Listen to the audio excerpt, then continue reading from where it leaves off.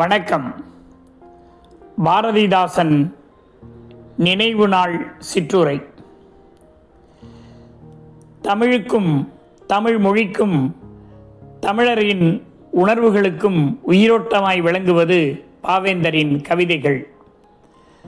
உண்மையிலேயே அவர் பாவுக்கு ஒரு வேந்தராய் விளங்கியவர். தமிழனின் உணர்வுகளையும் உயர்வுகளையும் மட்டுமே கருதி பாடல்களை புனைந்த மாபெரும் கவிஞன். புதுவையில் 1891 இந்த குயில் கூவத் தொடங்கியது.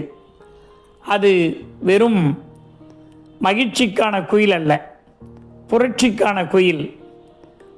புரட்சி பூபாலத்தை தமிழர்களின் உள்ளங்களிலெல்லாம் பதியம் போட்ட அற்புத புயல், அற்புத குயில். அது அற்புத தமிழ் புயல். தமிழனின் உணர்வுகளை தட்டி எழுப்பி தூங்கிக் கொண்டிருந்த தமிழனை துயிலெழுந்து தமிழ் பண்பாட வைத்த அற்புத புரட்சி கவிஞர் பாவேந்தர் பாரதிதாசன். 1891 ஏப்ரல் மாதம் 29 புதுவையில் கனக சுப்புரத்தினத்திற்கும் கனக சபை என்பவருக்கும் லக்குமி அம்மையாருக்கும் பிறந்தவர்தான் பாவேந்தர் பாரதிதாசன். இவருக்கு தந்தையார் இட்ட பெயர் சுப்புரத்தினம். தன்னுடைய தந்தையாரின் முதல் எழுத்துக்களை இணைத்து கனக சுப்புரத்தினம் என்று தன்னுடைய பெயரை வைத்து கொண்டார். அதன் பிறகு புரட்சி சிந்தனையே தனது உயிர் மூச்சாய் கொண்டு தேசிய கவியாகவும் புரட்சி சிந்தனையாளராகவும் விளங்கிய தேசிய கவி மகாகவி பாரதியினுடைய நட்பும் தொடர்பும் கிடைத்த பிறகு தன்னை பாரதிதாசனாய் மாற்றிக்கொண்டார். பாரதிதாசன் புதுவையில் இருந்ததன் காரணமாக அவருக்கு சகோதரத்துவம், சமத்துவம், சுதந்திரம் ஆகிய 3 தத்துவங்களின் ஒளி அவருடைய உள்ளத்தில் பிரகாசித்தது. எனவே சமத்துவமாக இருக்க வேண்டும், சகோதரர்களாக வாழ வேண்டும், சுதந்திர உணர்வோடு இருக்க வேண்டும் என்பதில் அவர் உறுதியாக இருந்தார். அவர் திருப்புலிசாமி ஐயா, பங்காரு பத்தர், பெரியசாமி போன்ற தமிழ் அறிஞர்களிடம் தமிழை முறையாக கற்றார். கல்வே கல்லூரியில் பணியாற்றி கொண்டிருந்த சுப்பிரமணியன் என்பவரிடம் இசையை அழகாய் கற்றுத் தேர்ந்தார். அவர் ஒரு பன்முக சிந்தனையாளர். நாடகம், கதை, கவிதை, உரைநடை, திரைப்பட வசனங்கள் என பல பரிமாணங்களில் தன்னுடைய படைப்புகளை பரிணமிக்க செய்தவர். ஒரு பத்திரிகையாளராகவும் அவர் விளங்கினார். குயில் என்பது அவருடைய மிகச்சிறந்த ஒரு ஏடு.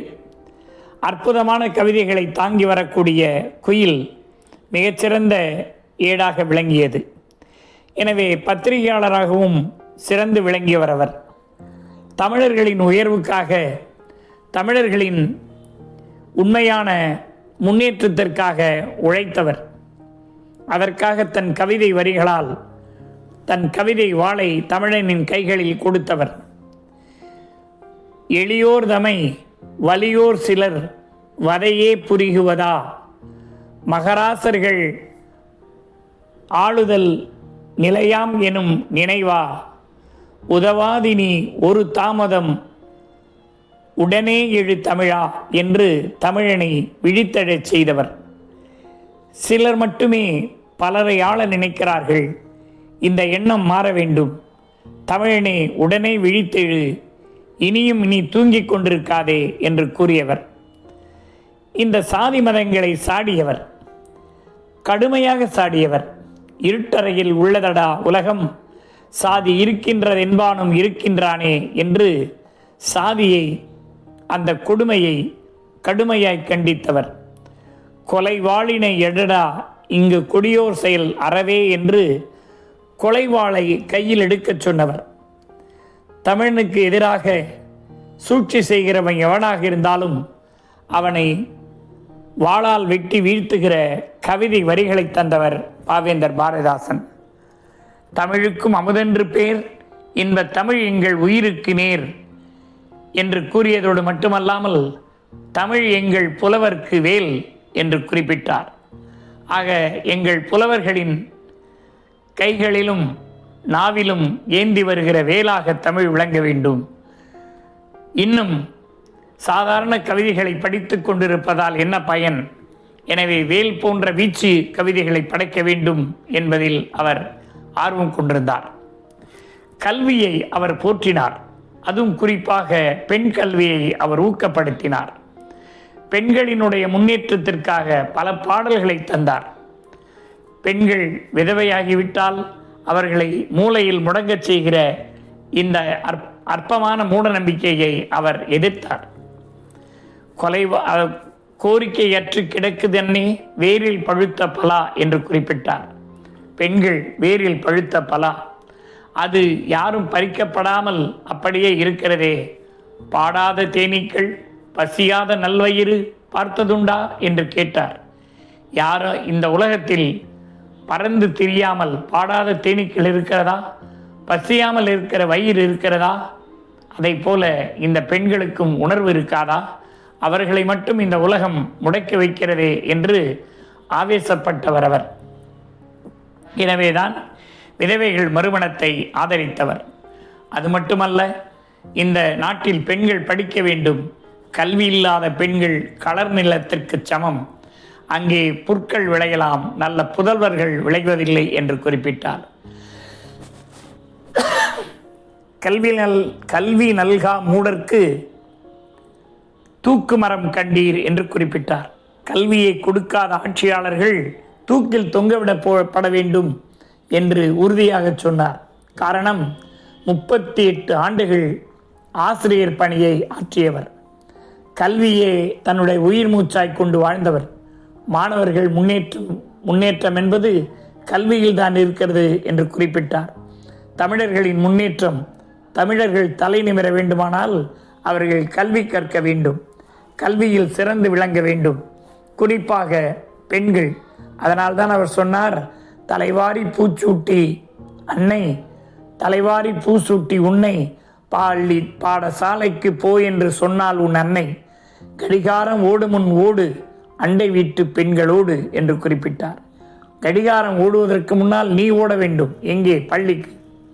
ஆக தலைவாரி அழகாக பூசூட்டி அன்னை பள்ளிக்கு போ என்று சொல்லுகிற அந்த அழகை மிக அழகாக பாரதிதாசன் குறிப்பிட்டு சொன்னார்.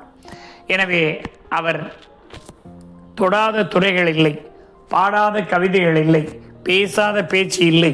தமிழன் எங்கே தலை குனிந்தாலும் அதை எதிர்த்து குரல் கொடுத்தவர் அவர்.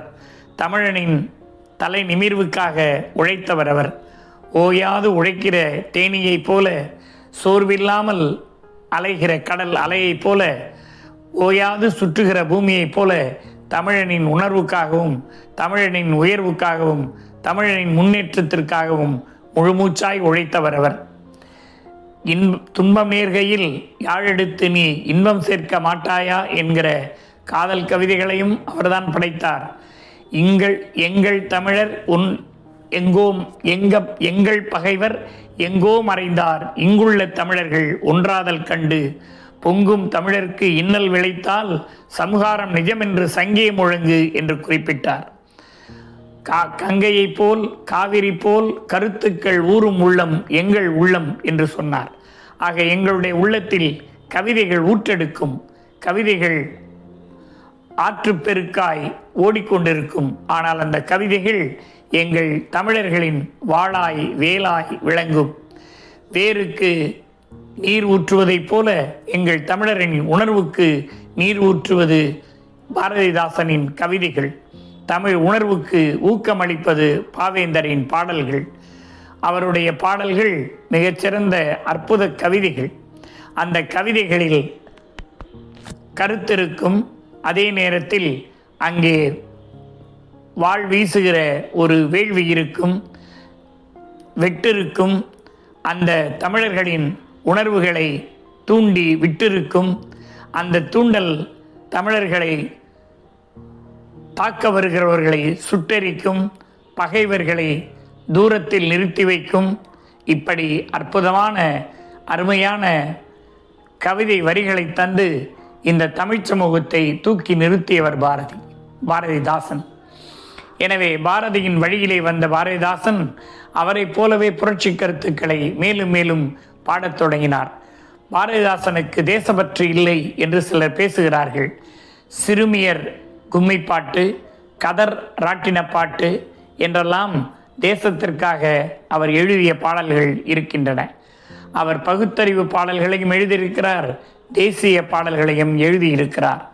ஆக எல்லாம் கலந்த ஒரு அற்புத உயர்ந்த மலைதான் பாவேந்தர் பாரதிதாசன். அவர் எழுதியிருக்கிற நாடகங்கள் எண்ணற்றவை. பிசிராந்தையாரின் வாழ்க்கையை அவர் மீள் பதிவு செய்து அருமையான நாடகமாய் படைத்தார். அது சாகித்ய அகாடமி விருது பெற்றது. சஞ்சீவி பர்வதத்தின் சாரல் என்கிற அந்த நூலில் ஒரு மிகச்சிறந்த சிந்தனையை, சமூக சிந்தனையை கொண்டு வந்து வைத்திருப்பார். அதை போல கண்ணகி புரட்சி காப்பியம் என்று எழுதியவர் பாரதிதாசன்.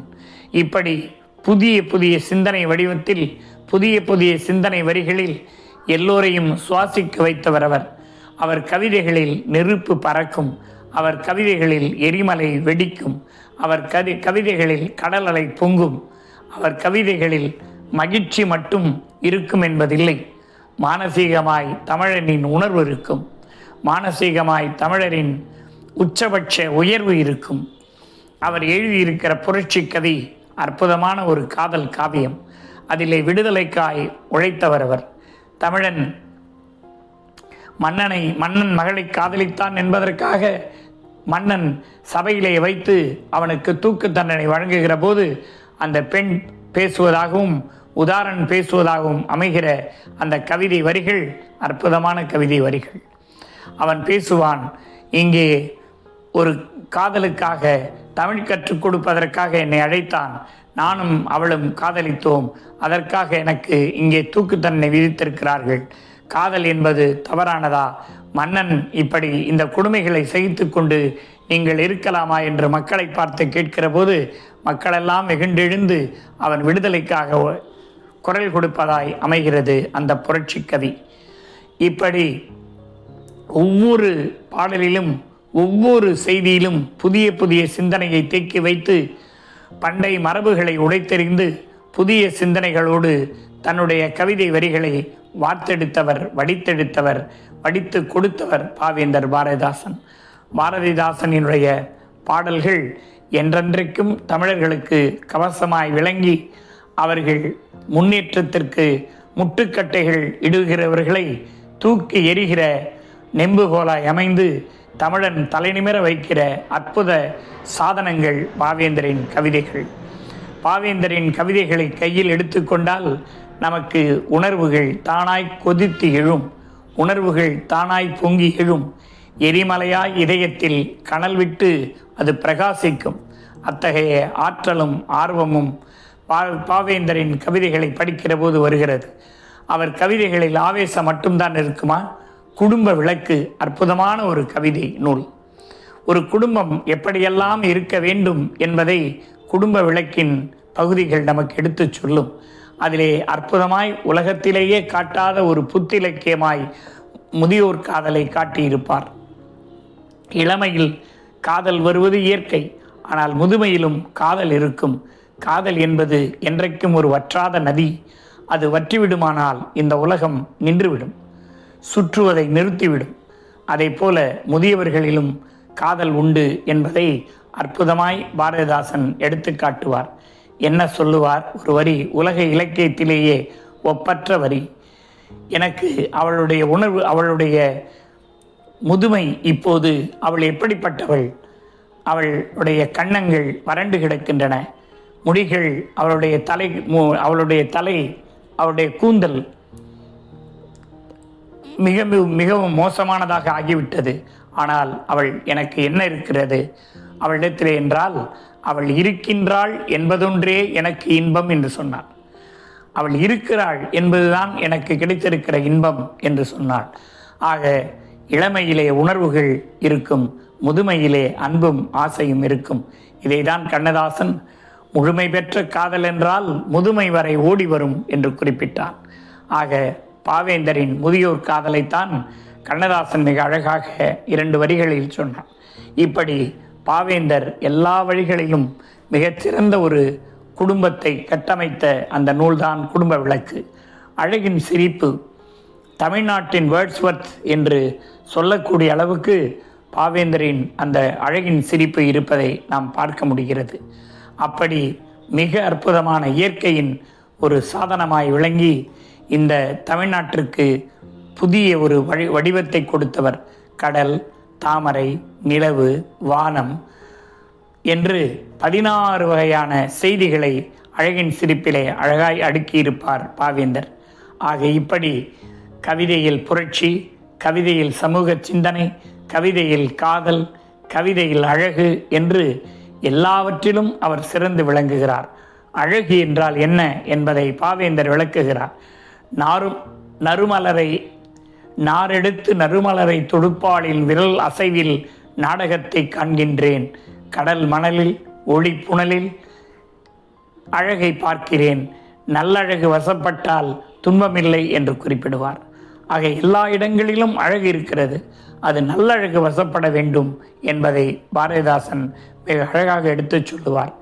இப்படி அவருடைய நினைவு நாளில் அவருடைய கவிதைகளை, அவருடைய சிந்தனைகளை நினைத்து பார்த்து பெருமைப்படுவது நாம் அவருக்கு செலுத்தும் அஞ்சலி. தமிழனை தமிழனாய் உணர வேண்டும். தமிழன் எங்கெங்கெல்லாம் சோரம் போய்விடாமல் தமிழ் உணர்வோடும் தமிழ் எழுச்சியோடும் தமிழ் மூச்சாகவும் தமிழ் பேச்சாகவும் வாழ வேண்டும். தமிழன் தமிழனாய் வாழ்வதே இப்போதைக்கு நாம் செய்ய வேண்டிய ஒரே கடமை. எங்கிருந்து பல்வேறு நிலைகளில் பல்வேறு மூலைகளிலிருந்தெல்லாம் தமிழ் பகை நம்மை சூழ்ந்திருக்கிறது. இந்த பகையை நாம் விரட்டியாக வேண்டும். தமிழர்களை அழிக்கிற காலம் வந்து கொண்டிருக்கிறது. அந்த அழிவிலிருந்து ஒவ்வொரு தமிழனும் தன்னை காப்பாற்றிக் கொள்ள வேண்டும். தன்னுடைய பண்பாடு, தன்னுடைய கலை, தனக்கென்று ஒரு இனம், தனக்கென்று ஒரு பெருமை, தனக்கென்று ஒரு சிறப்பு என்று வாழ்கிறவன் தமிழன், வாழ்ந்தவன் தமிழன். அப்படி தன்னுடைய வாழ்க்கையை அடகு வைக்கிற ஒரு நிலை இன்றைக்கு உருவாகி கொண்டிருப்பதை பார்க்கிறோம். நாம் யாருக்காகவோ எதற்காகவோ தமிழன் அடகு வைத்து விடக்கூடாது. தமிழன் தலை நிமிர்ந்து நிற்க வேண்டும். தமிழன் தன்மானத்தோடு வாழ வேண்டும் என்பதுதான் பாவேந்தரின் வாக்கு. வெல்லட்டும் பாவேந்தர் வாக்கு, வாழட்டும் பாவேந்தர் என்றென்றும் தமிழர்களின் இதயங்களில். நன்றி, வணக்கம்.